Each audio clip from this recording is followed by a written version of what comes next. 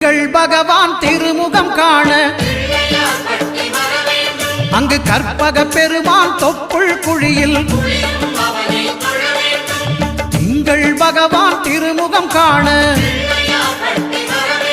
அங்கு கற்பக பெருமான் தொப்புள் குழியில்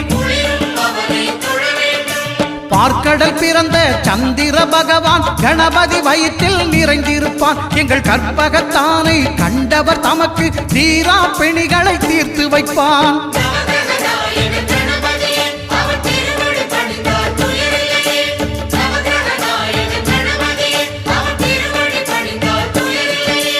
ஒன்பது கோளும் ஒன்றாய் காண அங்கு கற்பகம் என்னும் கடவுளின் மெய்யில்